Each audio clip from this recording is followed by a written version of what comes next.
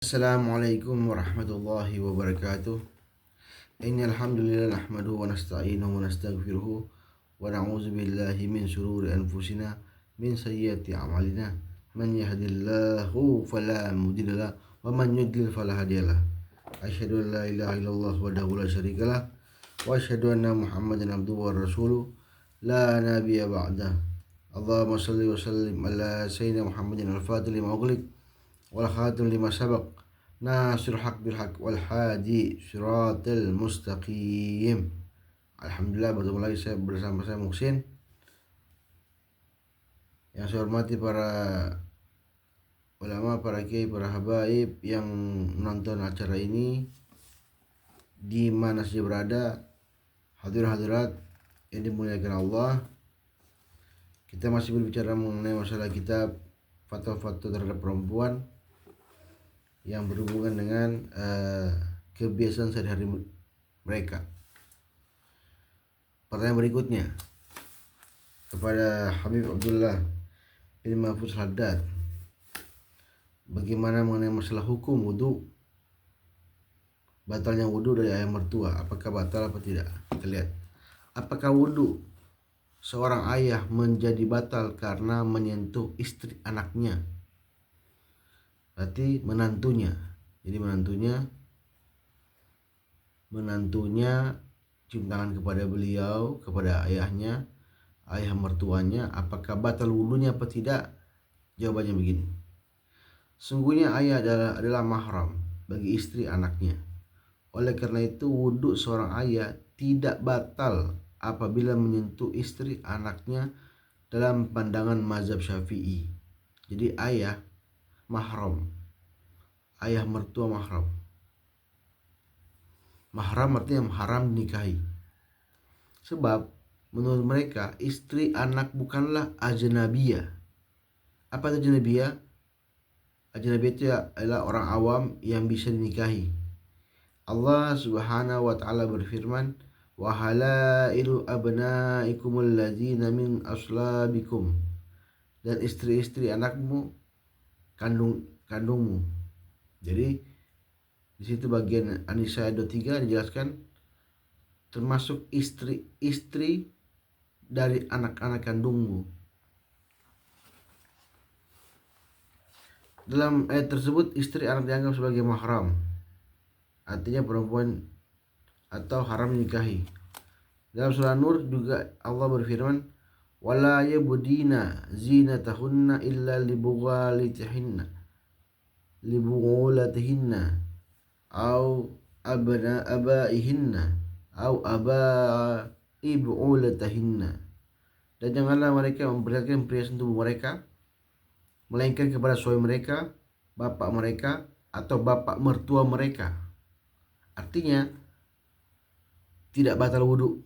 Kenapa? Haram dinikahi dan diperbolehkan dalam surah An-Nur ayat 31. Oleh karena itu ayah suami mertua atau mertua dari seorang anak perempuan atau seorang laki-laki, dia termasuk mahram bagi perempuan tersebut seperti ayahnya sendiri, sehingga tidak wajib menyembunyikan perhiasan dirinya dan tidak batal wudunya. Wallahu a'lam bishawab.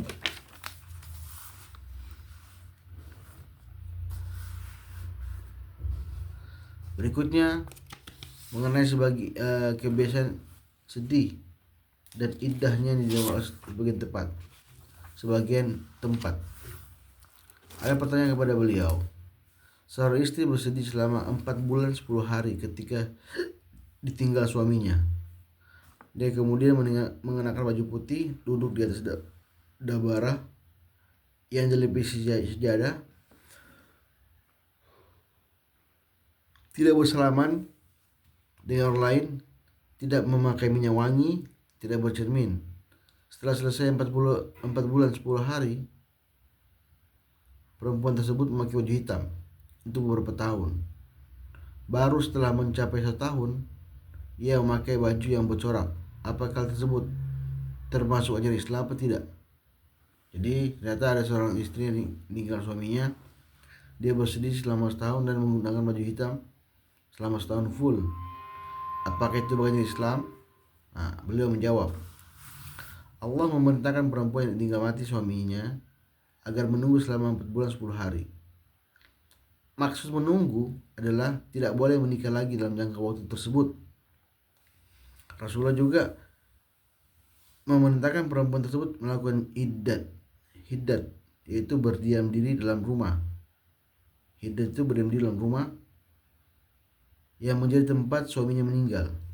Jika ia memiliki keperluan yang penting, maka diperbolehkan keluar rumah. Di siang hari, perempuan juga dilarang mengenakan baju yang berdandan, memakai parfum, celak, dan perhiasan selama waktu tersebut. Selain beberapa ketentuan tersebut, maka tidak termasuk dari Islam. Jadi perempuan tersebut yang dilakukan bukan dari Islam. Karena ketentuan dari Islam ialah 4 bulan 10 hari. Sehingga terjebak dalam perbuatan bid'ah yang mungkar dan melewati batas-batas syariat. Setelah selesai 4 bulan, maka perempuan wajib meninggalkan hiddat atau mengurung diri rumah dan menjauhi segala bentuk kesedihan. Mereka memakai baju warna hitam setelah 4 bulan 10 hari termasuk bentuk penampakan kesedihan, seakan-akan masih berkabung, sehingga hukumnya haram karena memperpanjang waktu iddah. Jadi bagi Habib ini bahwa menggunakan waktu melebihi syariat itu jatuhnya jadi haram, bahkan syubhat. Mirisnya hal ini terjadi menjadi kebiasaan buruk yang tersebar di tengah-tengah masyarakat, sehingga perempuan itu dipaksa melakukannya. Perbuatan seperti ini jelas-jelas menyalahi petunjuk yang diajarkan oleh Nabi SAW. Karena perempuan diperintahkan agar tidak bersedih melebihi 3 hari atas meninggal seorang, baik ayahnya maupun anaknya. Dan setelah 3 hari, perempuan diperintahkan kembali seperti biasa dan menjauhi segala bentuk ungkapan sedih. Bersedih melebihi waktu 3 hari adalah haram hukumnya, kecuali bagi istri yang tinggal mati suaminya. Bisa melebihi, boleh. Karena besarnya hak yang dimiliki oleh seorang suami. Batas iddah istri yang tinggal suaminya ialah sehingga menjadi 4 bulan 10 hari. Jadi itu karena sebabnya, kenapa harus 10 hari, karena besarnya tanggung jawab suami. Oleh karena itu jika melebihi batas tersebut maka haram dan tidak boleh. Adapun dalam masa iddah, seorang istri yang tinggal mati suaminya boleh melakukan apa saja yang dilakukan oleh perempuan lain, seperti bicara dengan sama perempuan, kerabat laki-laki atau laki-laki, dan dengan syarat yang ditentukan. Melihat kaca boleh, melihat matahari boleh, bulan, benda-benda yang lain di luar sana, baik secara akal maupun secara pandangan agama. Mencegah dari perkara-perkara tersebut hanya datang dari bisikan setan, jin dan manusia. Mari kita perhatikan bersama kehidupan perempuan yang beriman di masa dahulu. Seorang laki-laki bernama Abu Sanabil pernah bertemu dengan perempuan yang bernama Sabi'ah al-Aslamiyah dalam keadaan hamil, dan suaminya baru saja meninggal di medan perang. Setelah beberapa hari, Sabi'ah melahirkan anak kandungnya. Berselang 17 hari kemudian Sabi'ah selesai dari waktu itu nifasnya, ia kembali berdandan menerima pinangan seorang lain yang bernama Abu Sanabil. Jadi ada kisah sahabat Nabi ya, bahwa tentang ada seorang yang meninggal suaminya ketika hamil, dan setelah melahirkan dia 10 hari setelah habis masa nifasnya atau 17 hari, maka dia menikah lagi dengan Abu Sanabil. Berkata kepada Sabi'ah, menurutku kamu tidak boleh menikah lagi sebelum 4 bulan 10 hari. Kemudian Sabi'ah mengambil pakaiannya dan bergegas ke kediaman Nabi SAW dan menceritakan hal tersebut. Ini kisahnya. Apa jawab Nabi ketika dia menikah setelah masa nifas selesai? Inna iddatika qad inqadat fatazawwaji in syi'ti.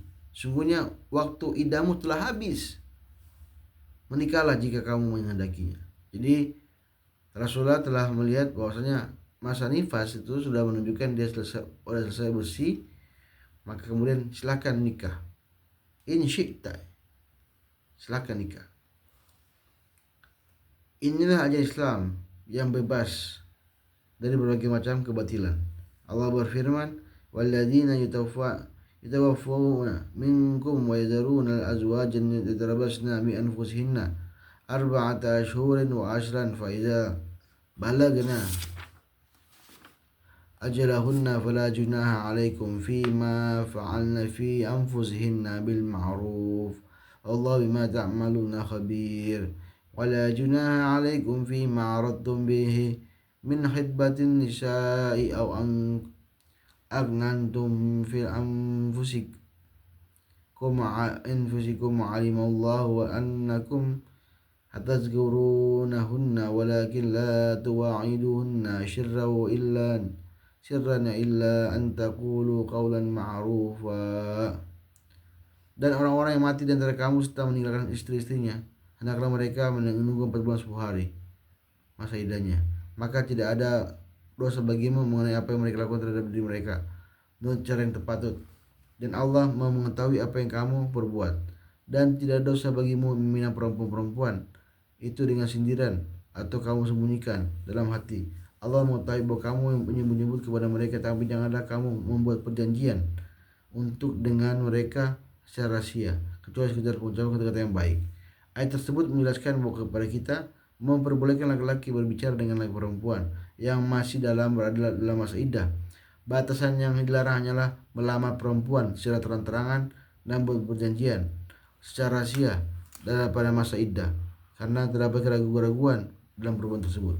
Adapun pembicaraan yang terang-terangan dalam urusan dunia atau perkara agama, maka tidak dilarang sedikit pun oleh Islam, baik perempuan yang sedang menjadi masa iddah ataupun perempuan lain. Wallahu a'lam bissawab. Demikianlah dua hukum tersebut terkait masalah mencintai mertua dan masa iddah bagi perempuan yang akan dinikahinya sedih seperti apa. Ternyata 4 bulan 10 hari. Demikianlah yang bisa sampaikan. Lebih dan kurang mohon maaf. Assalamualaikum warahmatullahi wabarakatuh.